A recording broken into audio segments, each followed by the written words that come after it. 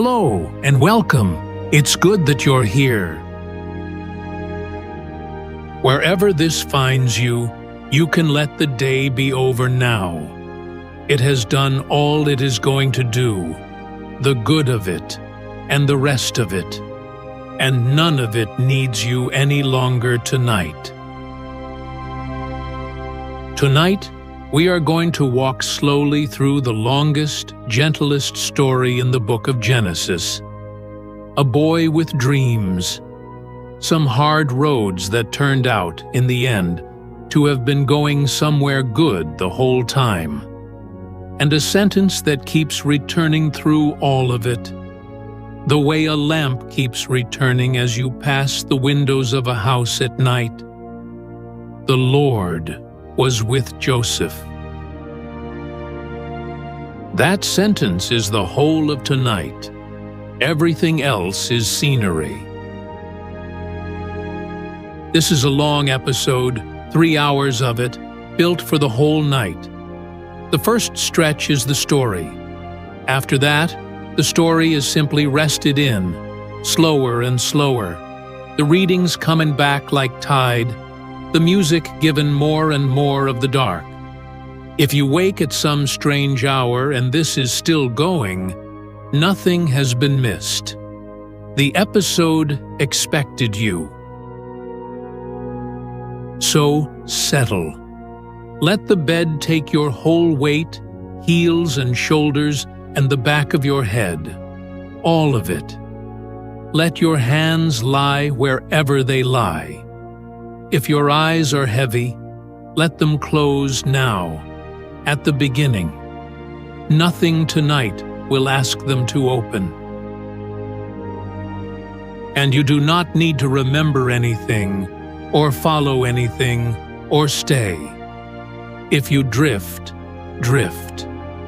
The story knows its way home without you. The room can be part of the resting, if you let it. Whatever room this is, however the day left it, it is doing quiet, competent work around you right now. Walls holding the weather out. The roof keeping its long promise. The small familiar sounds of a place at night. Settling. Ticking.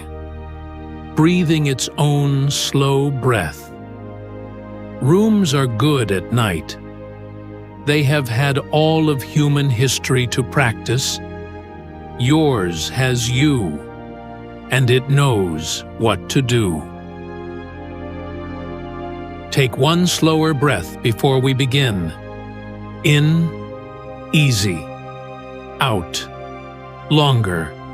The way a door swings shut on a good hinge. Once more. In, unhurried. Out. And the last errand of the day goes out with it. There.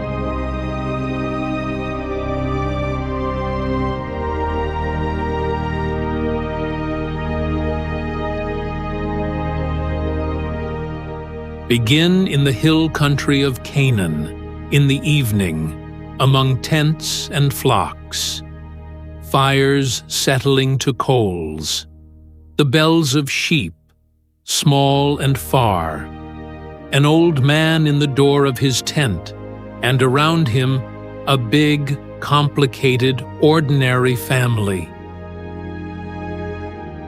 The old man is Jacob, called Israel, and among his 12 sons there is one he loves in a way he never learned to hide. Now Israel loved Joseph more than all his children, because he was the son of his old age, and he made him a tunic of many colors. A tunic of many colors. You may have learned it as a coat. Same garment, same gladness. Picture it drying on a line in the hill wind, improbable as a kingfisher among brown hills and brown wool.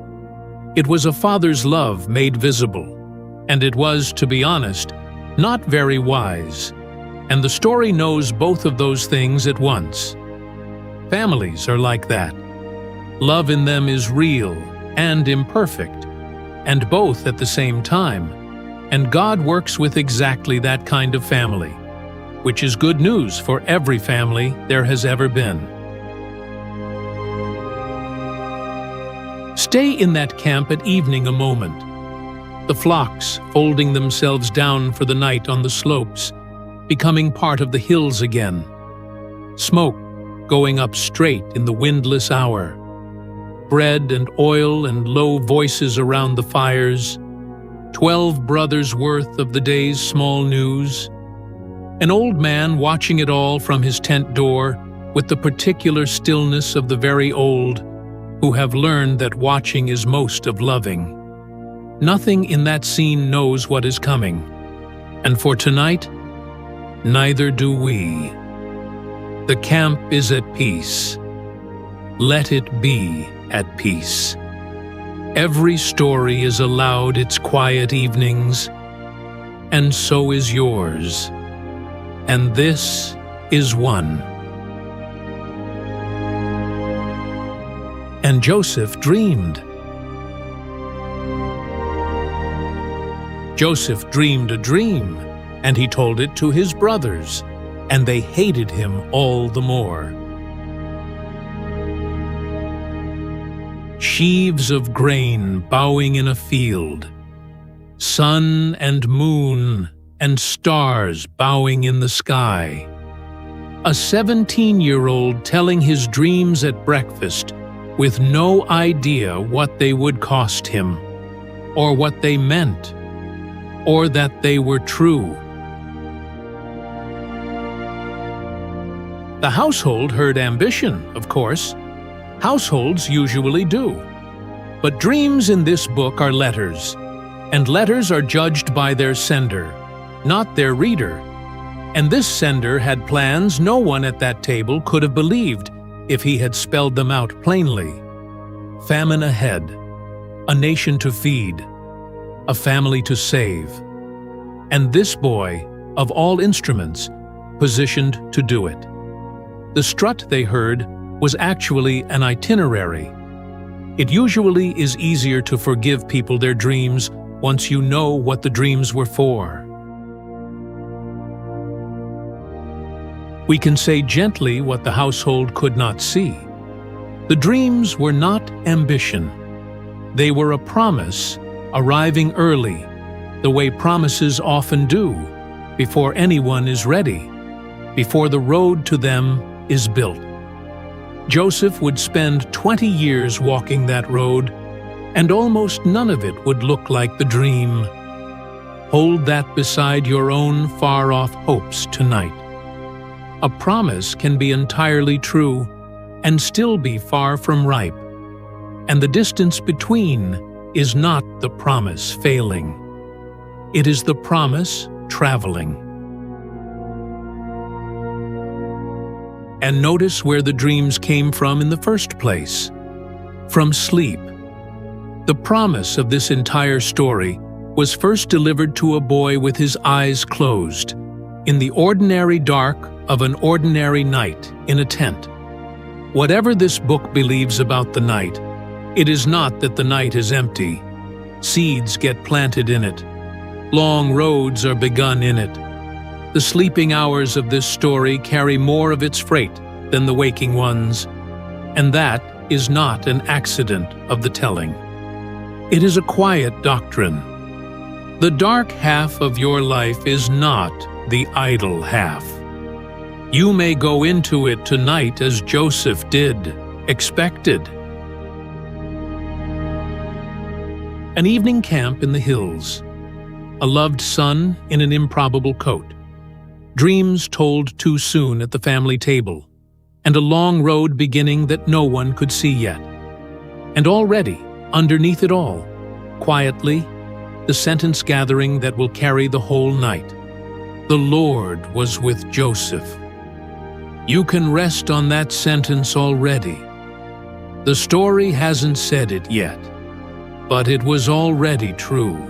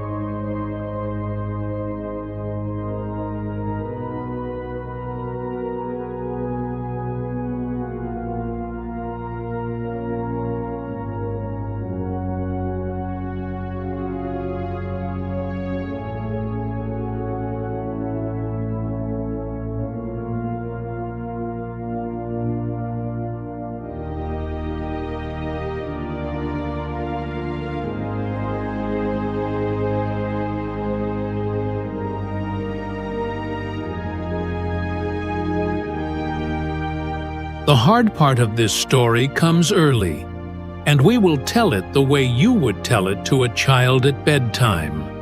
Honestly, briefly, and with the ending already glowing through it. The brothers' resentment grew until, one afternoon far from home, it did a terrible thing. A dry well, the beautiful coat taken. And when a caravan came swaying out of the distance, laden with spices and balm for Egypt, Joseph was sold to it and carried south, away from every face he knew. That is the whole of the hard part, and we will not stay in it, because the scripture itself does not stay in it. Listen to how the Psalms remember that exact afternoon, years later, from the far side of everything. One mercy inside even that afternoon is easy to miss. The caravan was already coming. Before the coat was ever taken, the traders had loaded in Gilead, chosen the southern route, made their unhurried miles. The rescue vehicle, if we may call it that, was dispatched ahead of the disaster, timed to pass that exact well on that exact afternoon. Providence in this story is never scrambling. It is never seen running. By the time trouble arrives anywhere in these chapters, provision has always, somehow, already left the depot. It has already left for tomorrow's troubles too, whatever they turn out to be. That is tomorrow's business. Tonight's business is only sleep. He sent a man before them. Joseph was sold for a slave. He sent a man before them. The brothers sold. Heaven sent. The same afternoon, told twice. On the surface of the story, everything is going wrong. Underneath it, someone is going ahead. That is this story's deepest pattern, and it may be the deepest pattern there is. The road down was, the whole time, the road ahead. Nobody on it could see that. Seeing it was never required. It worked in the dark, on a boy who cried on a camel, the whole way to Egypt. So if some road in your own life has felt lately like the road down, this story was preserved for 4,000 years, partly for you, partly for tonight. Down is not lost. Down, in the hands of this God, has an extraordinary record of turning out to have been the way. And think of the nights on that road south. That is where the story's mercy hides, in the part it doesn't narrate. The caravan stopped at dusk, as caravans do. Fires were lit. The animals were fed and settled. And a heartbroken boy lay down under desert stars night after night and slept because the body insists, because sleep does not require a mended heart, only a tired one. He did not know a single thing yet about Potiphar, or the prison, or the palace, or the wagons that would one day carry his own father down this very road in honor. He only knew the stars, and the cold, and the ache. And the presence that had not yet been named over him was already there, riding unannounced in that caravan, keeping watch over a sleeping boy it had plans for. Some nights, that is the whole of faith, sleeping the road's nights one at a time, planless, while someone else carries the plan. A bad afternoon told briefly the way it deserves, a caravan south, and the Psalm's great correction spoken over it all. He sent a man before them. Sold and sent can be the same event wearing different lights. The story is going somewhere good. It always was. You can sleep on the way there. Joseph mostly did.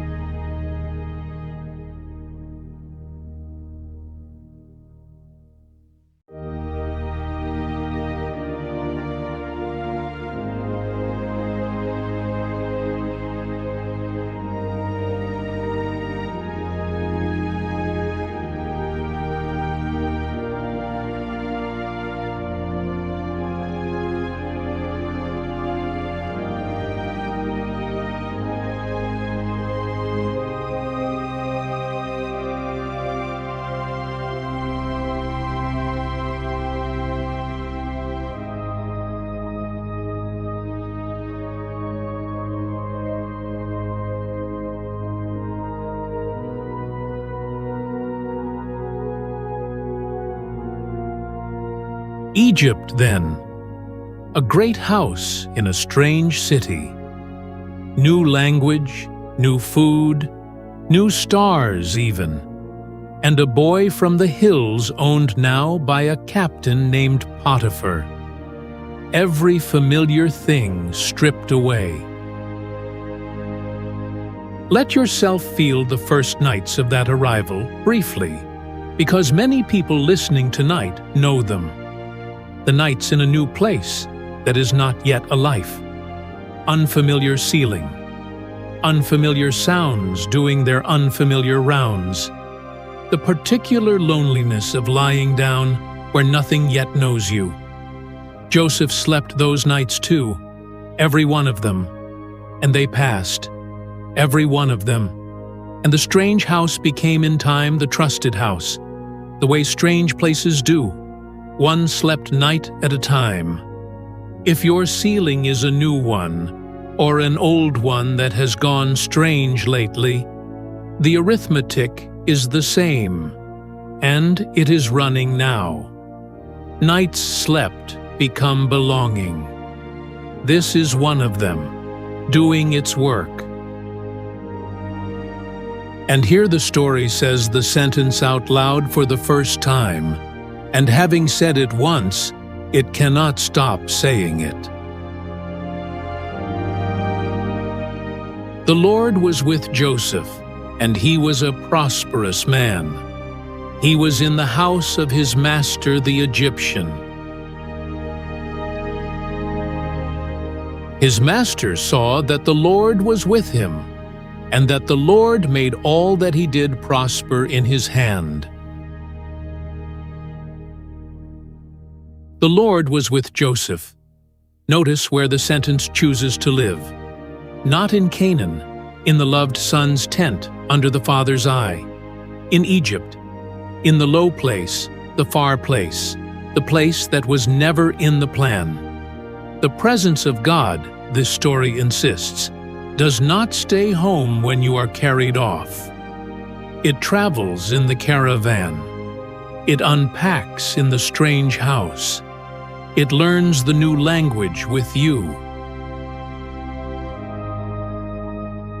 And notice that even Potiphar could see it. His master saw. Whatever it was, it showed. A settledness, perhaps. A way of working without frenzy. The manner of a man who is somehow not alone. The household filled up with a quiet blessing, the way a room fills with the smell of bread, and nobody could point to the oven. The days in that house had a shape, and it is a restful shape to walk through. Morning light in the courtyards and the day's orders given. Accounts and storerooms, planting and provision, the good tiredness of work that uses a person fully. Then evening, the house quieting wing by wing, lamps going out in order, and Joseph making the last rounds the way stewards do, hand on the gate, eye on the water jars, everything counted and covered and closed. Then his own small room, and the strange stars, and sleep. A life rebuilt out of routines, one faithful day at a time, 1,000 miles from everything it lost. Routines are underrated rescues, the evening ones especially. You are inside one now. Joseph rose in that house, from nothing to steward of everything. Years passed. The boy became a man, capable and trusted. And the sentence went on being true underneath the years, the way a water table is true underneath a country. Notice, too, what the sentence never promises. It never says the Lord was with Joseph, and everything was fair, or, and he got home quickly, or, and it stopped hurting. The sentence is stubbornly, wonderfully small. With him. Presence, not explanations. Company, not a schedule. That can sound, in the daylight, like less than we wanted, At night, it turns out to be the only thing we wanted. A child who wakes in the dark does not ask the parent in the doorway for the reasons behind the darkness. The doorway is enough. The width is the whole comfort, and the width is in this room. Everything stripped away, and one thing not stripped, because it cannot be.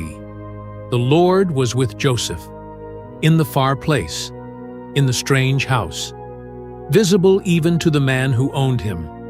Wherever this night has you, however far from where you meant to be, the sentence travels. It is in the room now. It does not need the lights on.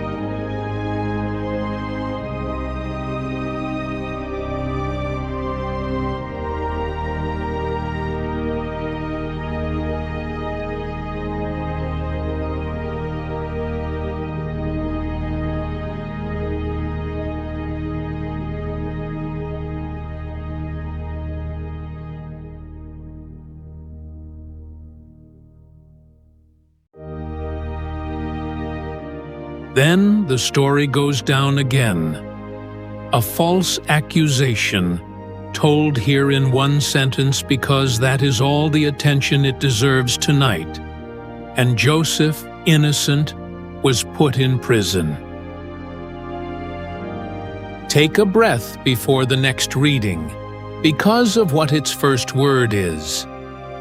The story has just watched an innocent man be wronged and locked away. And here is how the very next verse begins. But the Lord was with Joseph, and showed kindness to him, and gave him favor in the sight of the keeper of the prison. But the whole gospel is hiding in that conjunction.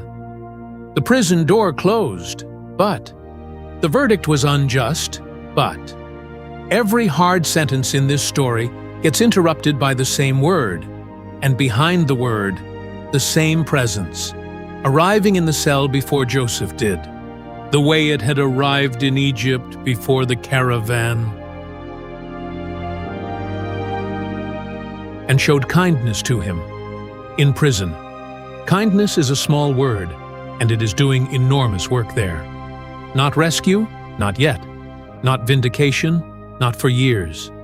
Kindness, the bearable day, the keeper's trust, work for his hands, sleep at night, the unglamorous mercies that carry a person through a season that cannot yet be ended, only accompanied.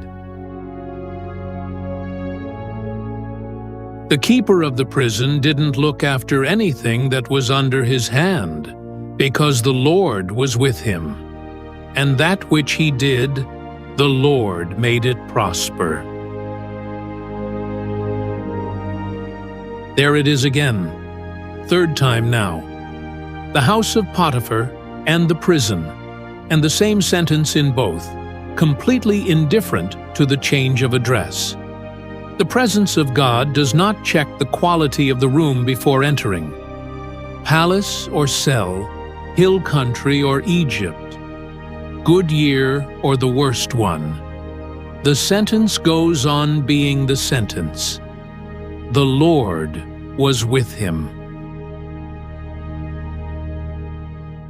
3 times, and the story is not done saying it, and there is a reason the repetition itself is the point. Some truths are not learned once.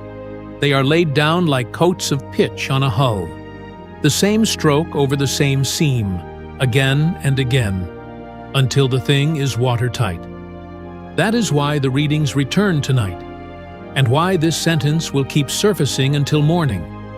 Not because you did not hear it, because hearing is not the same as being sealed by it. Let each return be another coat. The Lord was with him. The Lord was with him. By the deep of the night, the seam does not let water. There is a psalm for the nights inside such seasons, 2 lines of it, small enough to keep under a pillow. When I am afraid, I will put my trust in you. In God, I praise His word. In God, I put my trust. I will not be afraid. What can flesh do to me? When I am afraid, I will put my trust in you. Notice it does not say if. The psalm assumes the fear and answers it with an address, somewhere for the fear to be carried. You are allowed both halves of that verse tonight. The being afraid, if it comes, and the trusting, which does not wait for the fear to leave first. And let the prison nights themselves be gentled in your picturings of them, because the text quietly gentles them. Joseph slept there, night after night, for years, and was kept. The keeper trusted him with the whole place by the end, which means lamplight and keys and rounds, work for the evenings, the small dignities of being depended on. It was not the life he would have chosen. It was, all the same, a life, lived one bearable day at a time, under the sentence that would not leave. Most long seasons are survived exactly that way. Not by a door opening, not yet, but by kindness in the meantime, and sleep at the end of each day of it. If you are in a meantime of your own, tonight asks nothing of you but the day's end part, the sleep. The rest is being kept for you. Down again, and the great interrupting word, but, kindness in the cell, favor in the low place. The sentence said a 3rd time, indifferent to the address, and a psalm that assumes the fear and houses it. Whatever season this night belongs to in your life, the pattern holds. The presence arrives before you do, and it stays after the lights go out.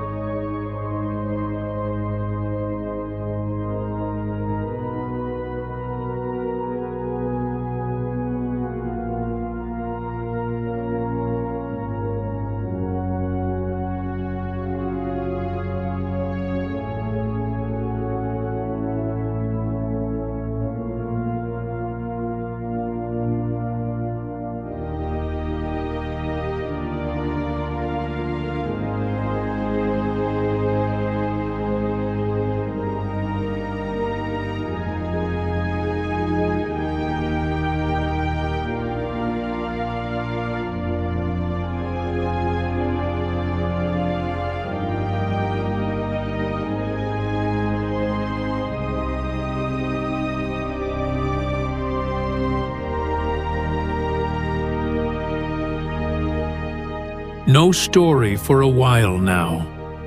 Nothing to follow. Only the room and the dark and the bed holding you the way the deep holds a ship. From Psalm 16. Listen for a phrase you may recognize. It is the name over this channel's door, and this is where it lives. I have set the Lord always before me. Because he is at my right hand, I shall not be moved. Therefore my heart is glad, and my tongue rejoices. My body shall also dwell in safety. My body shall also dwell in safety. Not only the soul, tended in some invisible place, the body, the actual tired body on the actual bed, the shoulders, the jaw, the hands, all of it included in the keeping, all of it allowed to stand down. Dwell in safety. That is the whole invitation of this channel and of this night, in 4 words. You are inside them now.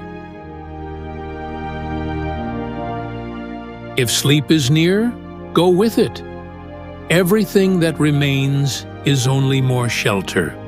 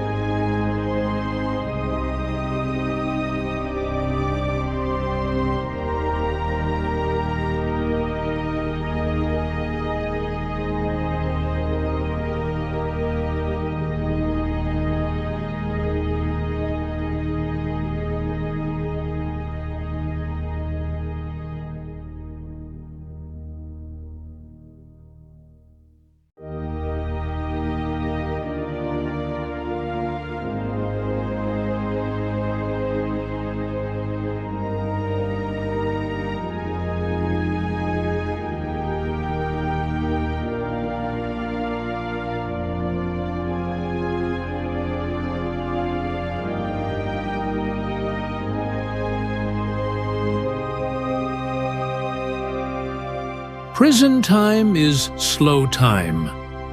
The story lets years pass there, and we will let them pass gently.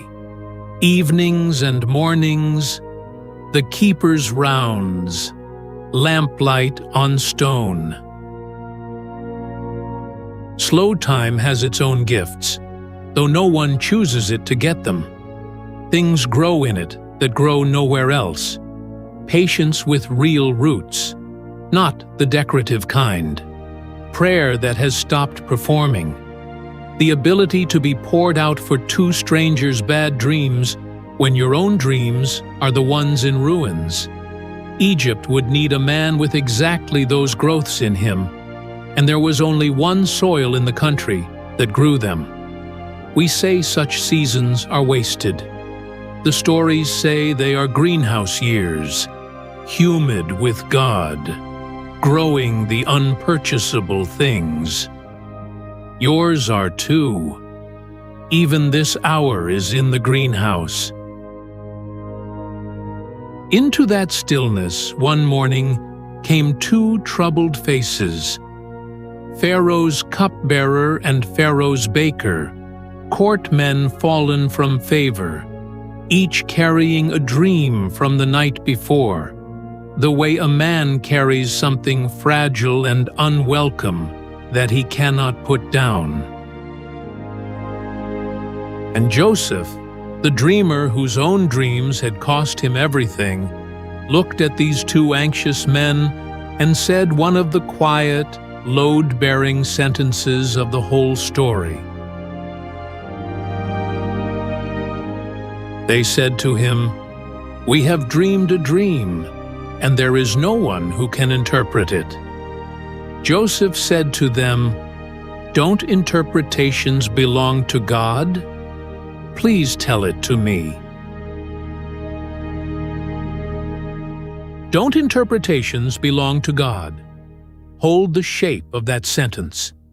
The meanings of things, it says, are not our department, not the meanings of dreams, and not, while we are at it, the meanings of years, of detours, of prisons, of the strange plot of your own life so far. Interpretation belongs to God. What belonged to Joseph was only the next kindness. Please, tell it to me. The listening, the nearness, the care. That division of labor is a deep pillow, if you let it be.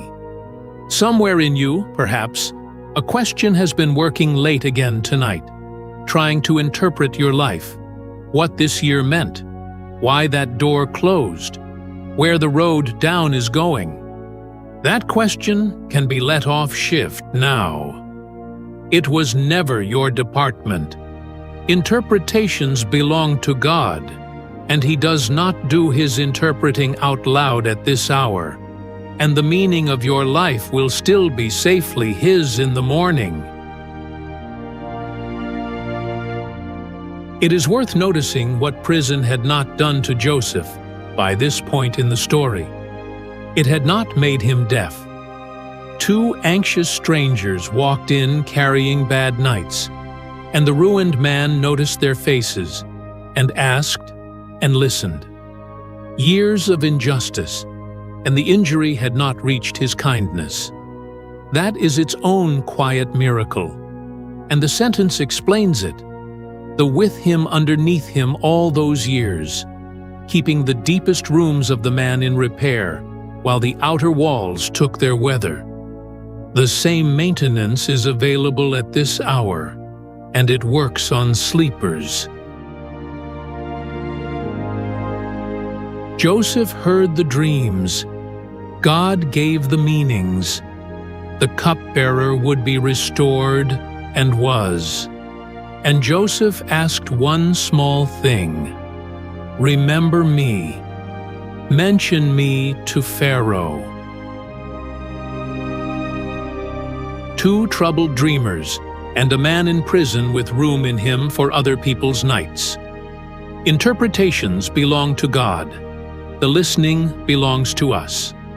And a small request left glowing in the dark: "Remember me," which the story will pick up again exactly when it is time, and not one day before.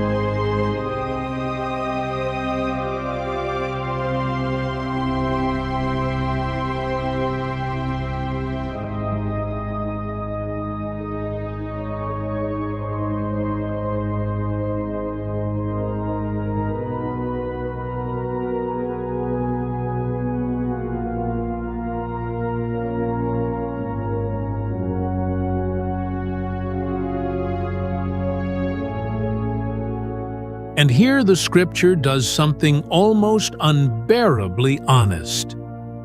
The cupbearer went back to the palace, back to sunlight and wine and the ordinary forgetfulness of comfortable men. And he forgot. Listen to how the next chapter opens, and listen especially to the first 6 words. At the end of 2 full years, Pharaoh dreamed, and behold, he stood by the river. At the end of 2 full years, the scripture counts them so you don't have to wonder. 700 and some mornings in a cell, waiting on a message that never came, sent to a man who never sent it. If you have ever waited on something, on an answer, a change, a turning that took years longer than it should have, then you know the exact weight of those 6 words, and the scripture put them there so you would know it knows. But hear the sentence again, all of it this time.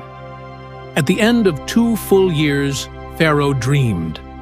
The years had an end, and the end had an appointment in it, and the appointment was arranged from above, in the dark, in a king's sleep. Not by the cupbearer's memory, not by Joseph's pushing, for there was nothing left to push. The turning of this whole story arrives by dream, at night, while every single person in it is unconscious. Keep that. The decisive hours of this story are sleeping hours. The night in this book is not where the plan stalls. It is where the plan moves. And what were those 2 years on the nights themselves? Ordinary. That is the astonishing part. Evening rounds, lamps out, the breathing of sleeping men in stone rooms, Joseph lying in the dark with a hope deferred, not knowing the count, not knowing there was a count, not knowing that in a palace across the city, a river dream was already scheduled, dated, addressed. Nothing about those nights felt like an appointment approaching. Appointments of God rarely feel like approaching. They feel like Tuesday. Then they arrive. Somewhere in your own ordinary calendar, unfelt, such dates are set. You are not asked to sense them. You are asked to sleep the Tuesdays and let the calendar keep itself. Pharaoh dreamed of the river, and of lean years eating fat years, and no wise man in Egypt could read it. And then, at last, in the way of these things, the cupbearer's memory cleared, and he spoke, and doors that had been shut for years opened in a morning. Joseph, washed and changed, stood before Pharaoh, and said what he had said in the prison, God, not me, and read the dream, and gave the plan. Gather in the good years, hold the grain in trust, and the famine will find Egypt ready.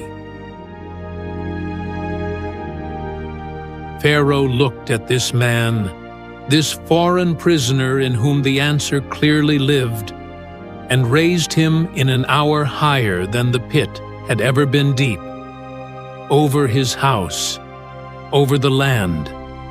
The dreams from the hill country, 20 years out, began quietly to ripen. Then came the strangest, calmest years of the story, the years of gathering.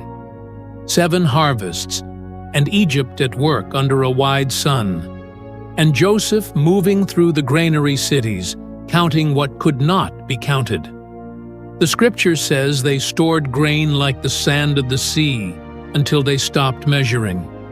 Rooms of it, cities of it, provision past arithmetic, laid up in silence against a famine no one but Joseph and heaven believed in.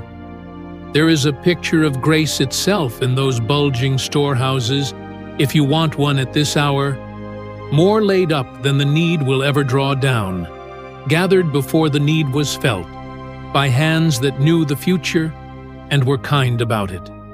The lean years, when they came, would find every door already full. Yours will too.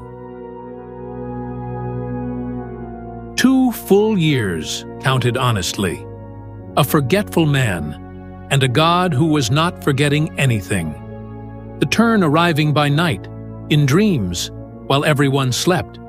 Then the fast morning, after the slow years, which is how these things usually come. If your own turning is taking years, the account is still open. The nights are still working, and you may sleep straight through the arranging of it, the way everyone in this story did.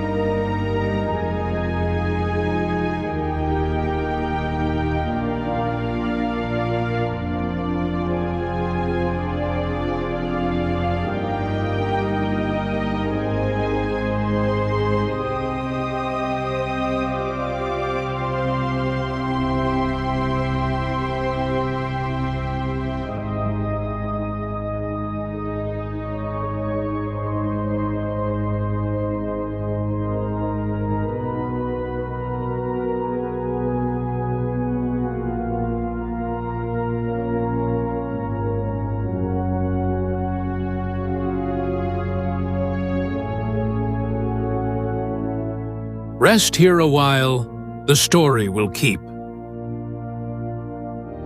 The granaries of Egypt are filling now, in the story.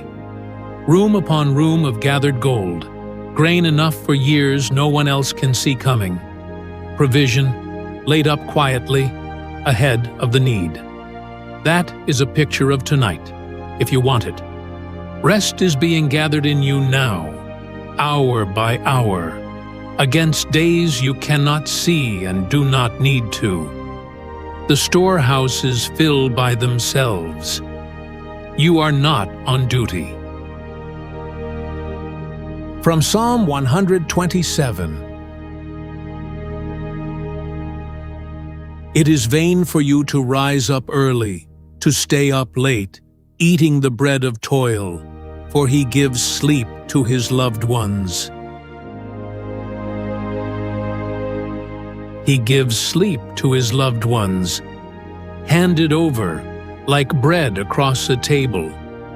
The hands that receive it do not have to be strong tonight, or finished, or certain, only open. And if the mind is still walking, give it the granaries to walk in. Cool, dark rooms, and the sweet, dusty smell of wheat in the dark. Grain to the rafters, gathered and sure. Somewhere a watchman's lamp crossing a doorway, unhurried. Room after room after room of enough. Walk them slowly, count the doors if you like, and let every door say the same word as it opens. Enough. Enough. Enough.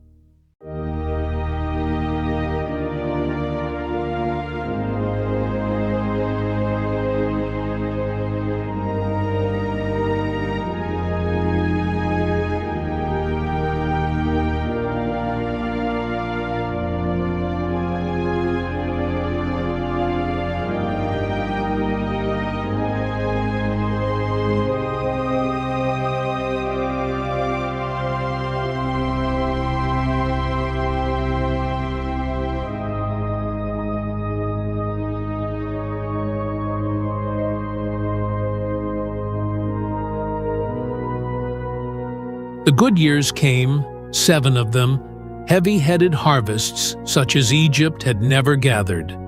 And Joseph moved through them like a man in his right life at last. And in those years, sons were born to him. And it is what he named them that lets us see, for 1 verse each, all the way into his healed heart. Joseph called the name of the firstborn Manasseh.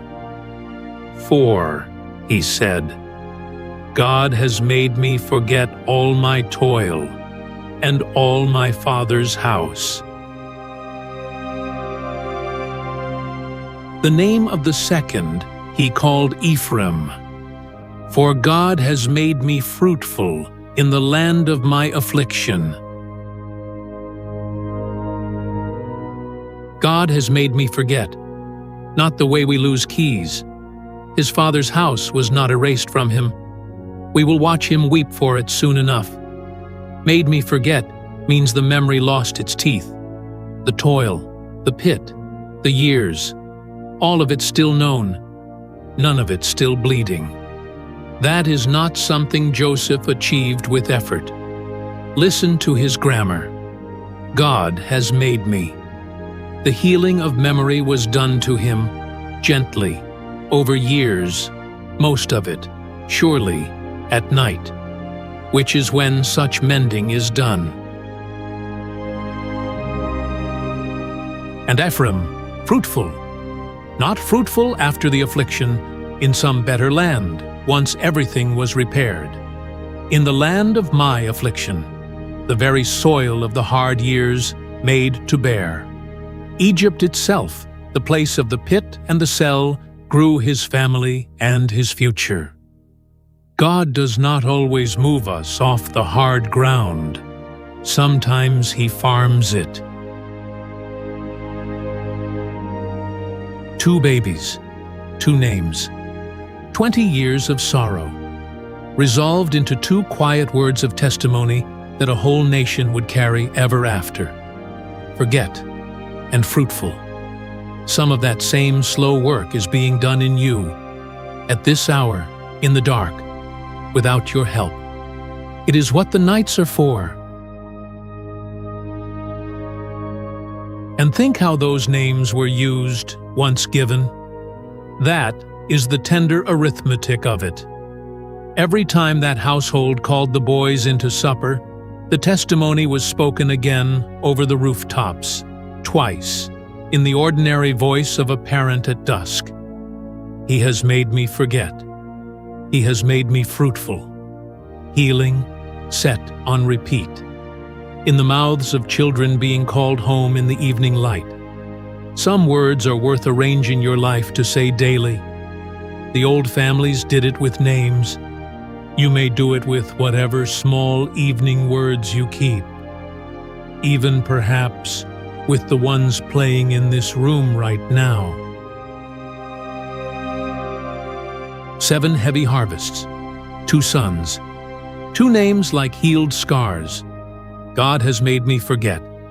God has made me fruitful, and both in the land of the affliction itself. The mending of memory is night work, and it is not self-done. Yours is underway. You can sleep while it happens. Sleeping is mostly how it happens.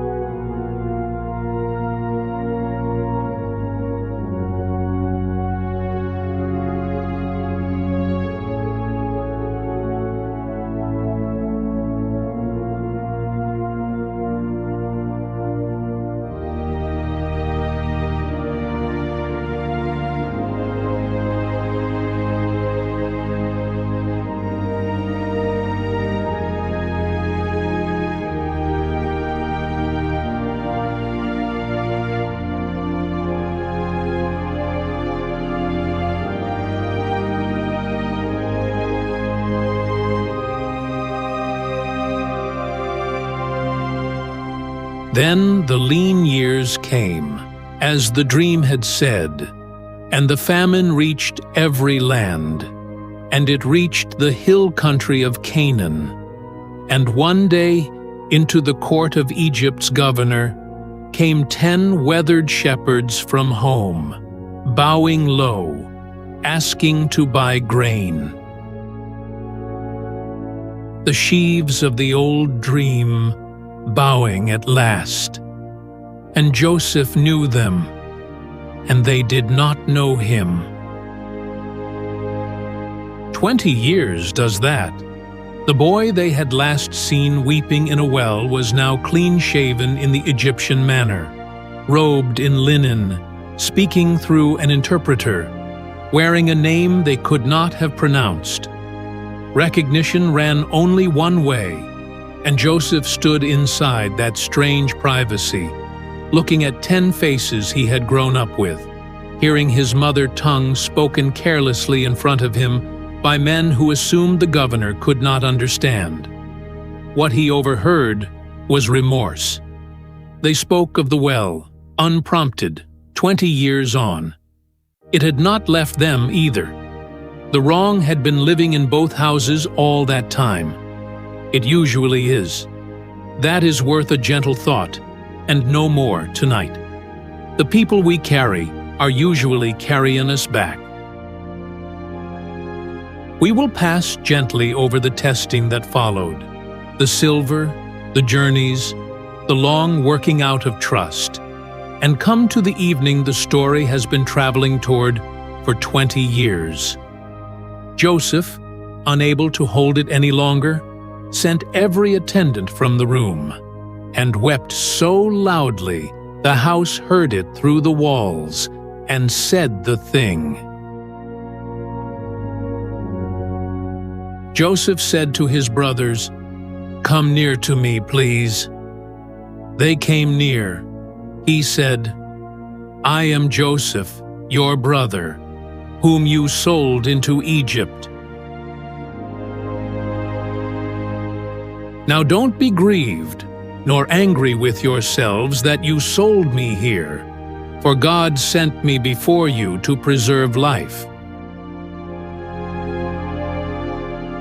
Come near to me, please." The most powerful man in the world, and the first thing he does with his power, face to face with the men who threw him in a well, is shrink the distance.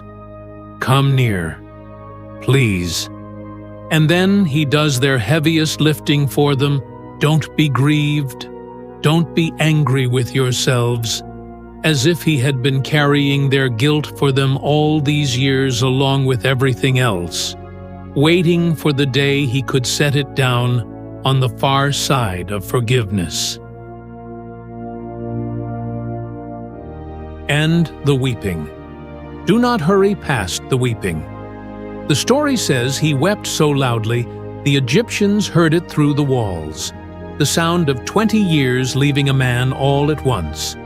It was not composed, and it was not managed, and heaven has never once asked grief to be either. This is the same book that says, God keeps our tears in his bottle, counts our tossings at night. Big feelings in this story are not the opposite of faith. They are what faith sounds like when it finally gets to come home. If anything in you has been held a long time, it is in good company in this chapter, and it does not have to be finished or tidy or done by morning. And when the weeping was done, notice the first practical word out of the palace. Come, bring my father. Bring the little ones and the flocks and everything you have, and I will give you the good of the land. The wagons went north loaded with provision, and came back loaded with family, and the road that had carried one weeping boy south in chains now carried 70 souls south in wagons, singing, probably, the way traveling families do. Same road, same dust, different journey entirely, because of who was waiting at the end of it. Roads are like that. They hold no grudges. The worst road of your life can be retraveled someday as the best one. And this story exists partly to keep that possibility on file. You sold me. God sent me. Both true, and He says both, in one breath. The wrong is not renamed. It is outranked. God sent me before you to preserve for you a remnant on the earth, and to save you alive by a great deliverance. And so old Jacob, who had grieved 20 years for a torn coat, heard that his boy was alive and governor of Egypt, and the wagons came up into the hills to carry him down.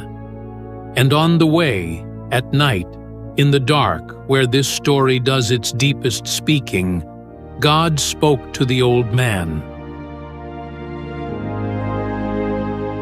He said, "I am God, the God of your father. Don't be afraid to go down into Egypt, for there I will make of you a great nation. I will go down with you into Egypt. I will also surely bring you up again. Joseph's hand will close your eyes. I will go down with you." There is the whole story again, said plainly at last, to an old man in the dark. Every going down in this long tale, the pit, the caravan, the prison, now Egypt itself, and not one of them made alone. I will go down with you, and I will bring you up again. The road down, accompanied, is the road home. It always was. So the family came to Egypt, 70 souls and their flocks, and settled in Goshen, the green pasture country, and Joseph fed them through the famine. And the old man ended his days with his son's hand to close his eyes, exactly as promised, to the word. And years later, when Jacob was gone and the brothers' old guilt flared up one last time, afraid, Joseph gathered them and said the sentence this whole story was written to say. Listen.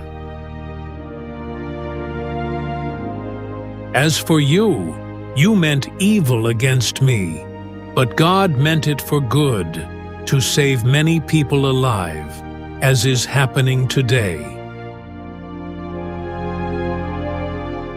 Now therefore don't be afraid. I will provide for you and your little ones. He comforted them and spoke kindly to them. You meant evil against me, but God meant it for good. There is the great settling sentence, the one this story leaves on the night table of everyone who hears it. It does not say the evil was not evil. It says the evil was not final.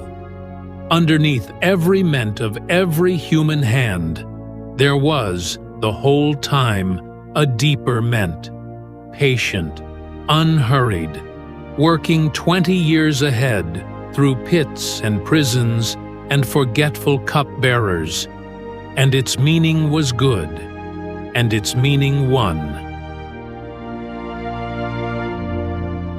He comforted them and spoke kindly to them. That is the last note of the whole symphony. Not triumph, comfort, kindness. The story that began with a torn coat ends with a man speaking gently to the frightened, which is also, if you think of it, exactly what is happening in your room right now. And Goshen deserves one slow picture before the story closes, because Goshen is where the story was going. Green pasture country in the east of Egypt, watered and wide. Flocks moving on it like slow clouds. 70 souls worth of tents and cooking fires, the smells of home transplanted whole and thriving, grandchildren underfoot who would never remember the famine, an old shepherd sitting in the evening of his life, in the evening of the day, watching his unlikely, rescued, gathered family with his lost boy's palace visible on the horizon. 20 years of wreckage, and this is what God grew out of it: pasture, nearness, supper, rest. The endings of God are almost embarrassingly domestic, and they are the only endings anyone has ever really wanted. The sheaves bowed. "Come near to me, please." Sold and sent, both true, one outranking. A God who goes down with and brings up again.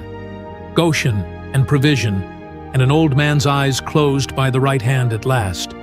And over it all, the settling sentence: "You meant evil, God meant good, and God's meant is the one that means." The story is over now. Everything after this is only rest.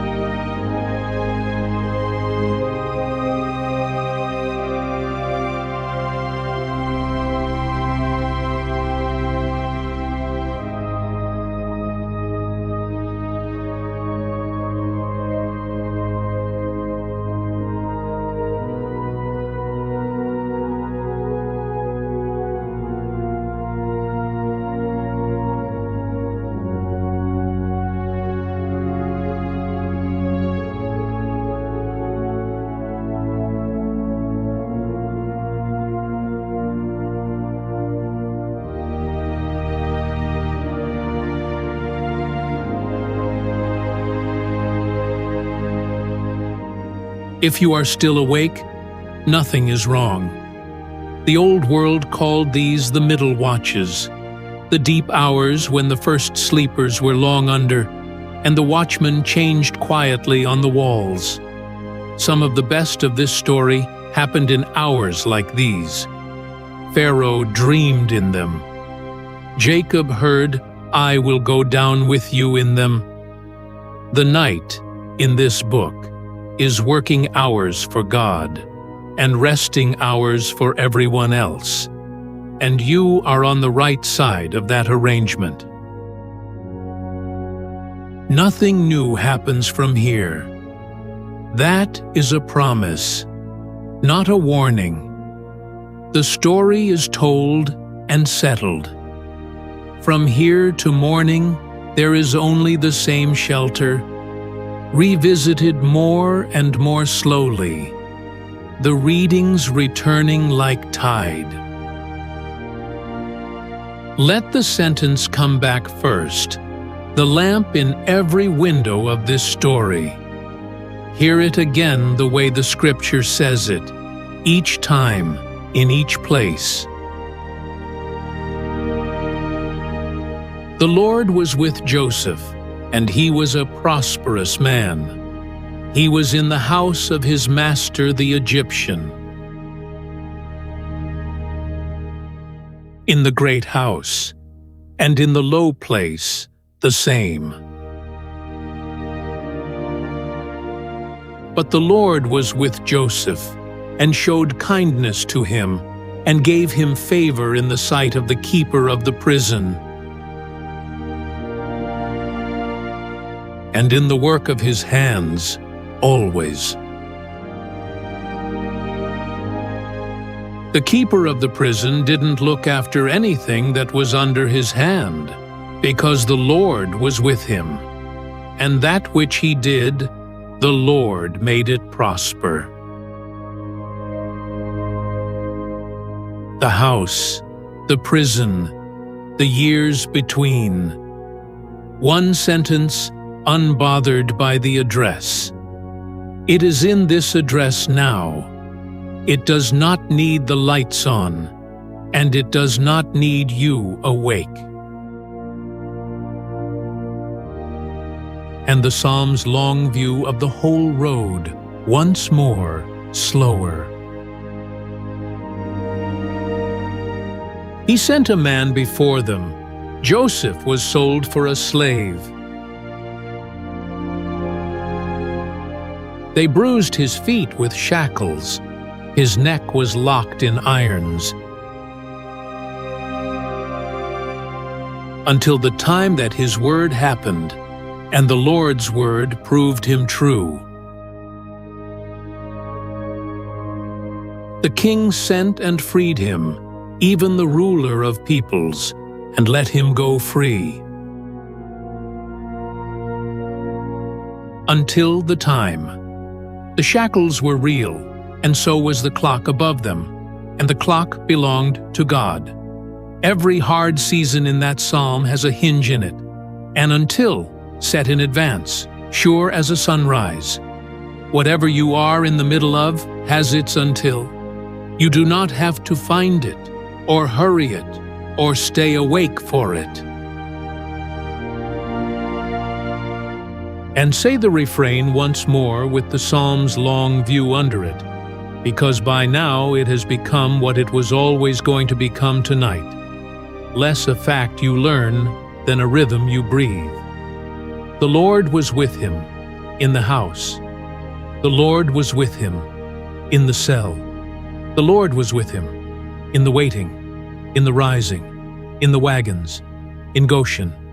With him, with him, with him.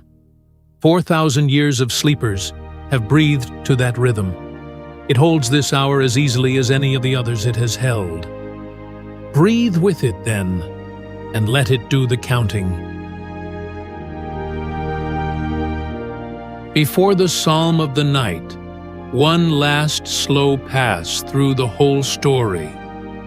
The way a finished tale is retold at the very edge of sleep. All the corners rounded, half in pictures now. An evening camp in the hills of Canaan, bells of sheep, small and far, a coat of many colors drying on a line in the wind. Dreams at a breakfast table, sheaves and stars, promises arriving early, the way they do. A dry well and a bad afternoon told quickly.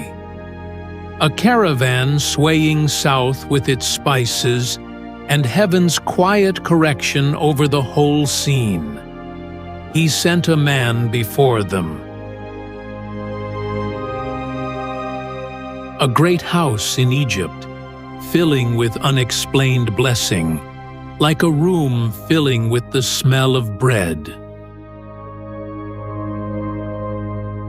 A cell, and the great interrupting word, but kindness in the low place, favor with the keeper.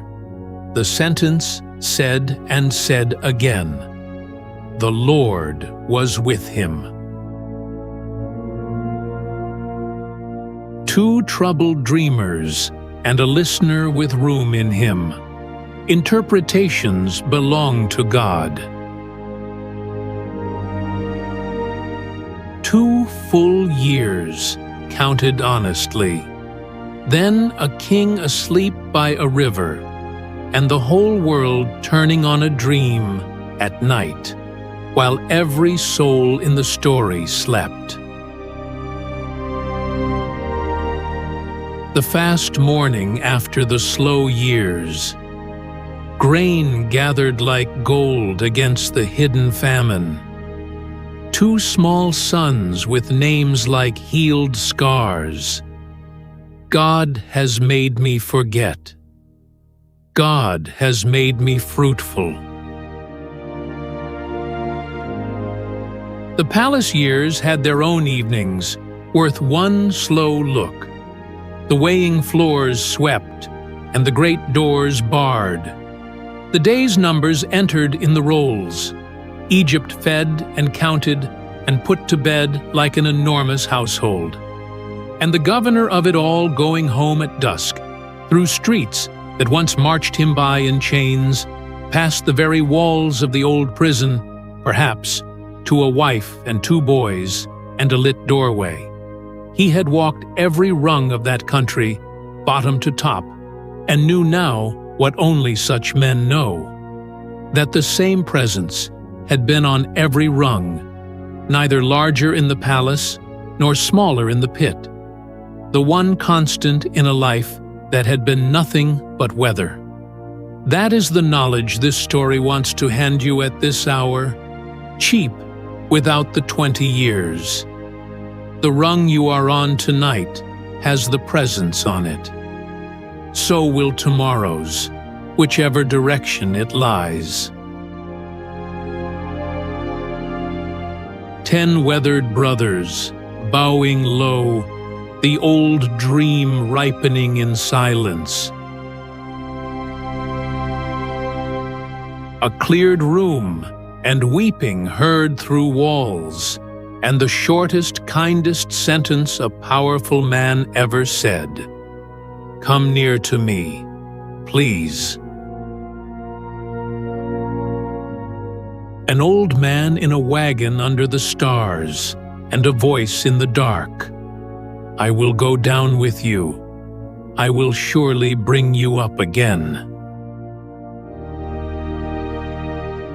Goshen, green pasture, the family gathered, the flocks at rest, the famine outside and the provision inside.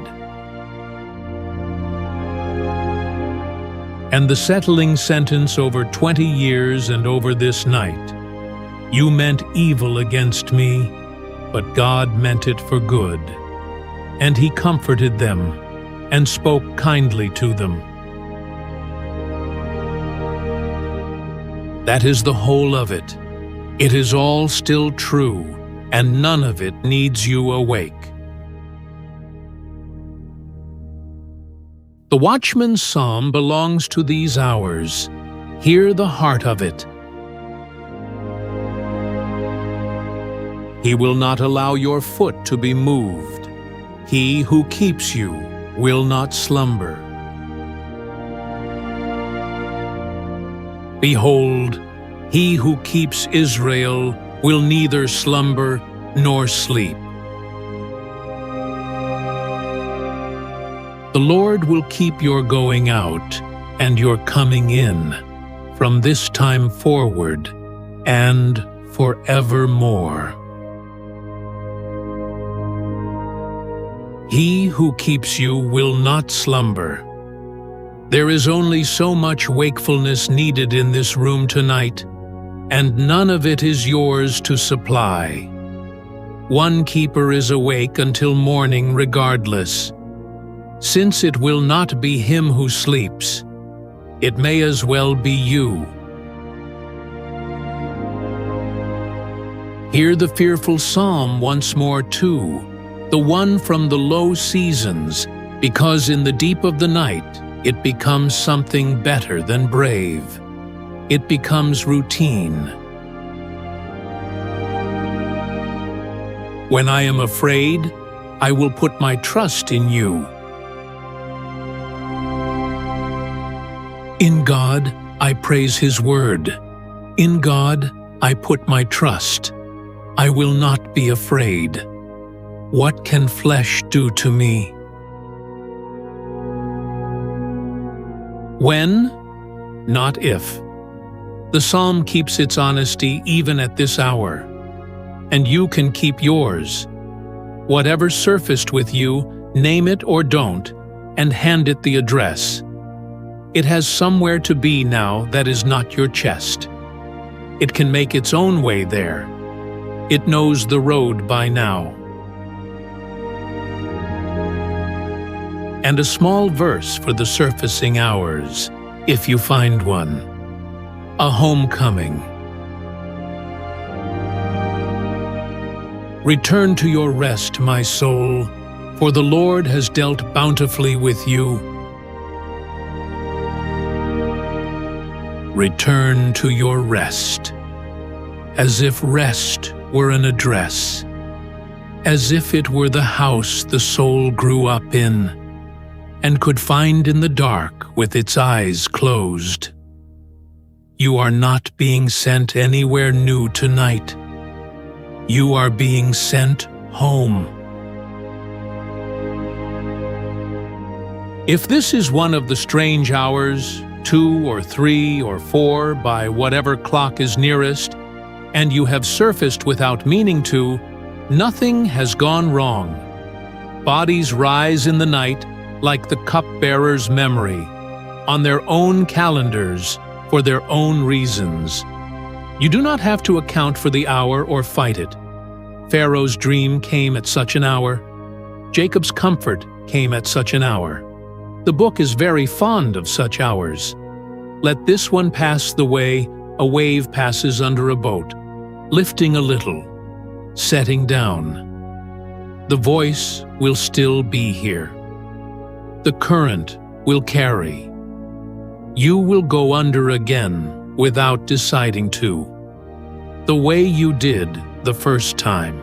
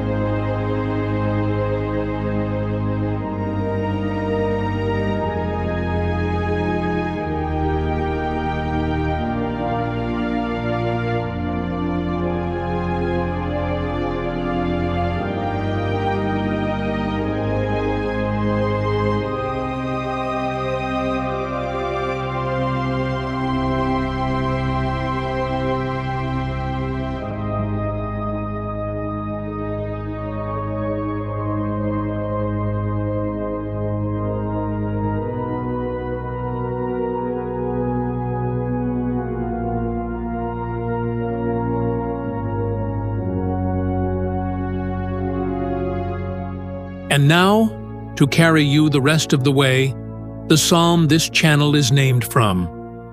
An evening psalm, old as harvest, written for exactly this hour. David wrote it with trouble still standing outside his door, which is what gives its last verse the right to say what it says. People have fallen asleep on these words for 3,000 years, and they have never once buckled under the weight. There is nothing after this but the blessing, so you can let go completely now. Psalm 4. Answer me when I call, God of my righteousness. Give me relief from my distress. Have mercy on me, and hear my prayer. You sons of men, how long shall my glory be turned into dishonor? Will you love vanity and seek after falsehood? But know that the Lord has set apart for himself him who is godly. The Lord will hear when I call to him. Stand in awe and don't sin. Search your own heart on your bed and be still. Offer the sacrifices of righteousness. Put your trust in the Lord. Many say, "Who will show us any good?" Lord, let the light of your face shine on us. You have put gladness in my heart, more than when their grain and their new wine are increased. In peace I will both lay myself down and sleep. For you alone, Lord, make me live in safety. Search your own heart on your bed, and be still. Even the Psalm's one hard word is bedroom-sized, and then the ending you knew was coming. The 8 words this whole channel lives inside. I will both lay myself down and sleep. Both. The lying down is yours. The sleep is given. And the safety, the psalm is very clear, was never a matter of walls or watchmen or the day having gone well. You alone, Lord, one keeper, sufficient every night so far.